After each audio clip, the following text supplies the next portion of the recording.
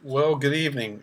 This is the third one of these videos I've done, and the production values have not gotten any better. I always just end up doing them on my laptop. Um, Apologize for the sound, but it is what it is. I wanted to bang this out really quick. The topic for this vinyl tag: charmingly whimsical vinyl tag. So it's 10 albums on the theme of charm or whimsy. It'll become obvious. So, first question: show a record with something related to dreams. I'm not sure how much this really relates to dreams or but if there's any dream theme or anything, but it is The Dreaming by Kate Bush, my favorite Kate Bush album. This is probably really close to being a desert island LP for me. I can't praise it too highly. I just absolutely love this album. It's weird. It's kind of challenging. It was the first Kate Bush album I ever bought, and I still think it's the best one. I just kind of had this gut feeling. I saw it in a record store. I'd always heard great stuff about Kate Bush, and it's still my favorite album. I think I've probably got all of her albums at this point, but that one's still my favorite. An album with sweet cakes or dessert on the cover. I had a hard time with this one, and I went with what is probably the most famous album cover of all time. Sorry, Whipped Cream by Herb Albert, the Tijuana Brass, probably the most famous album cover of all time. Definitely lots of sweets on that album cover.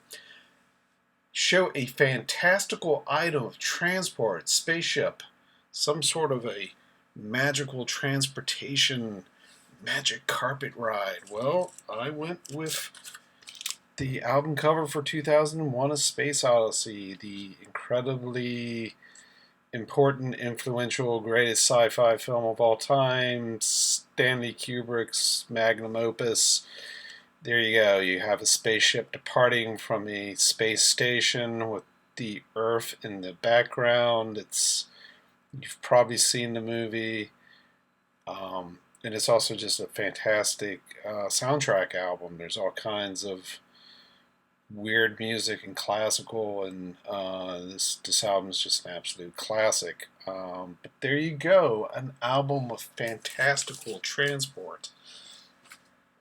Question number four: a fantasy world cover. I almost went with like one of the Roger Dean Yes covers, but I kind of like Mazzy's approach, where he just kind of got something from this world, but something kind of charming, kind of Lewis Carroll like. I forget what he picked, but I found an album cover that was in a very similar vein.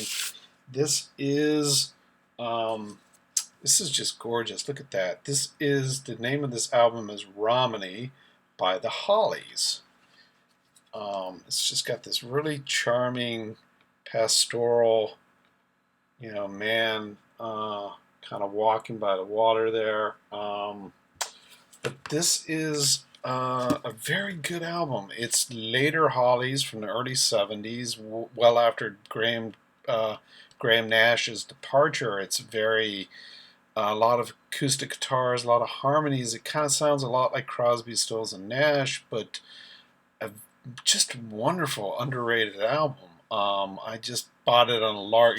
Okay, apparently I paid $5 for it. I got it at a record show. I was always kind of curious about hearing later Hollies, and it did not disappoint. If you ever run across this album in the wild, don't hesitate. It's just a wonderful album. It's also got this really cool gatefold in the middle of it. But the album is Romney by the Hollies. Show a record to do with outer space. And there's lots of crazy prog and space rock and stuff, but I'm going in a different direction.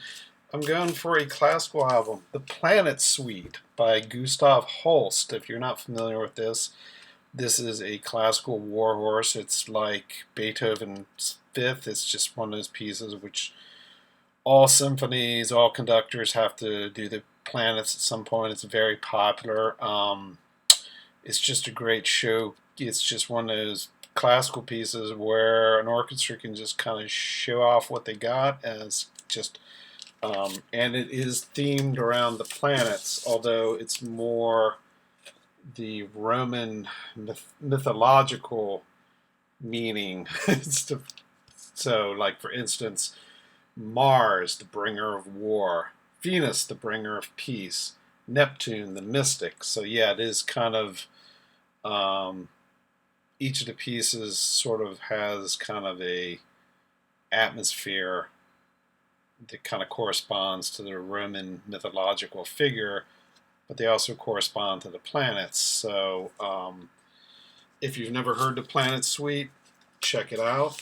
It's one of those pieces you don't have to necessarily be that into classical, but I think just about anyone could enjoy the Planet Suite. It's been recorded a billion times. That's even made in the Los Angeles Phil. It's been just everyone's done it. My favorite recording is Eugene conducting the Philadelphia Orchestra. Now, this recording's been reissued dozens and dozens of times, and this is a very boring CD reissue of it from the 90s. The basic 100 classical repertoire, but it's a fantastic recording. It still sounds great even on this CD pressing. It sounds really good. And yeah, I know there's like a lot of different versions of this recording. Again, my personal favorite performance of Holst's Planet Suite is Ormany conducting the Philadelphia Orchestra. Next item on the list: show a TV show record. So this would be like preferably a whimsical fantasy program. So this is a TV show, and it's definitely fantastic. This is the soundtrack to Stranger Things. This is killer.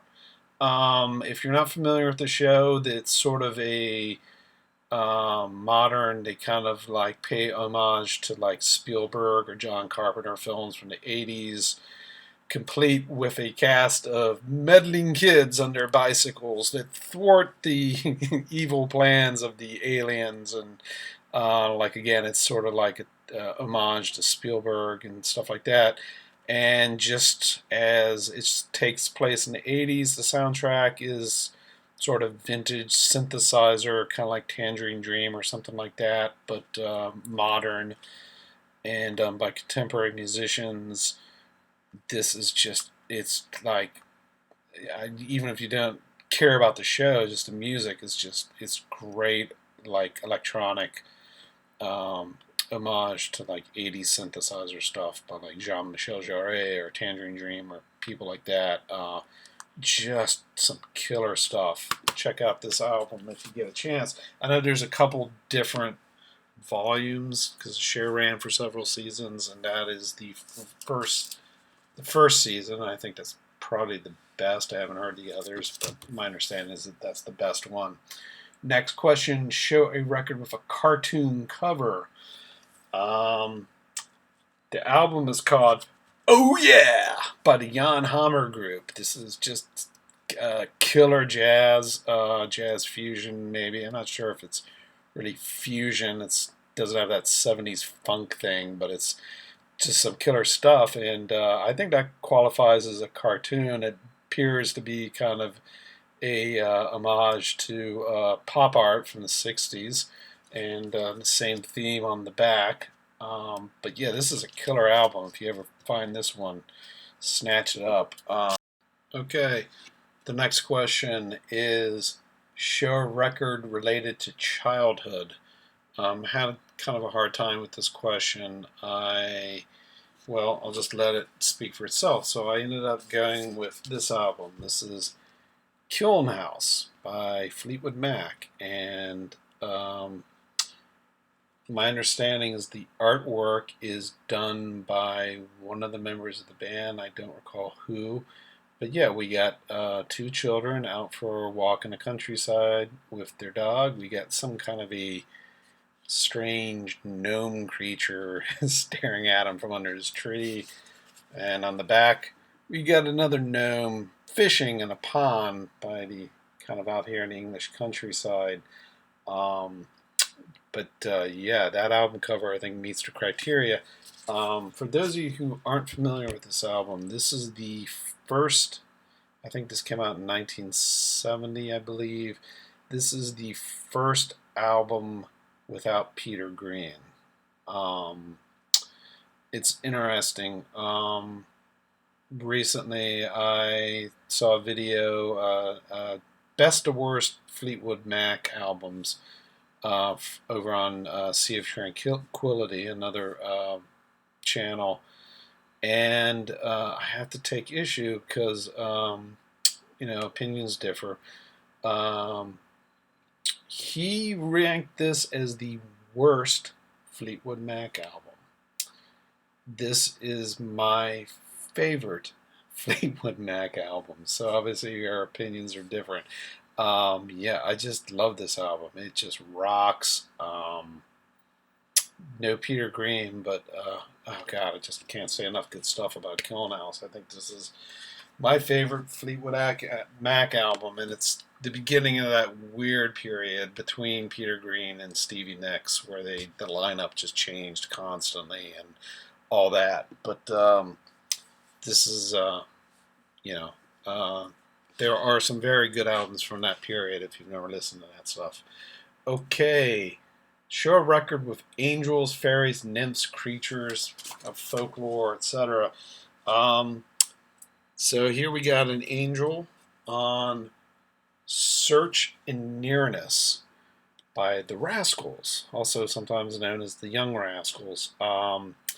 This is a later album for them, also from the early 70s. No hits or anything on this album. A while back, I really realized I liked everything I'd heard by the Rascals, and kind of hunted out some of the more obscure albums you don't hear.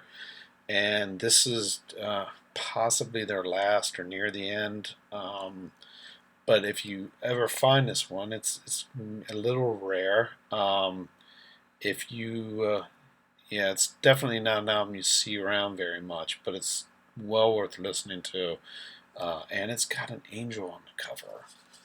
And oh yeah, we also got some more whimsy on the back of the cover. So definitely a whimsical album cover. And when I was going through my records looking for candidates for this video, I found another angel album, and I figured I might as well just show you a second one. Didn't even cross my mind, but definitely got an angel on the cover of Crowded House. One of the band members flying around like a winged angel, and there's a little fan there giving him a little bit of lift so he can fly more easily. So that's also an angel on the album cover. So the last one, show a record whimsically related to death and or one with something grotesque on the cover.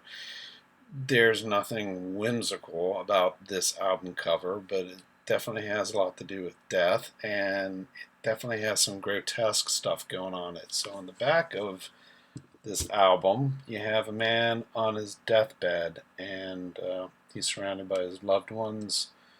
It appears to be his deathbed, and it'll be more obvious in a minute why that is. There seems to be what appears to be God the Father in the background. This is the album Sabbath, Bloody Sabbath by Black Sabbath. You're probably all familiar. And the front is a very different scene of a guy on his deathbed. It ain't going so well for this poor guy. We got rats and snakes and demons taunting this poor soul on his way to the other. He's going to the other place, unfortunately, and there's. It's a creepy album cover, but one of my two favorite Sabbath albums, probably. For me, I love Sabbath. They're like one of my all-time favorite bands, and my favorite Sabbath album, it's a toss-up between this one and their first album. Two albums are very different. The first one's very bare bones. It was recorded like in a day. There was like no overdubs. It was just them, just the band basically playing their live set recorded in the studio. This is a couple years later, and it's one of those albums that just took forever to finish. They ended up doing a bunch of overdubs, and it just dragged on forever, and they just ended up spending an eternity in the studio trying to get it right, and it was really painful.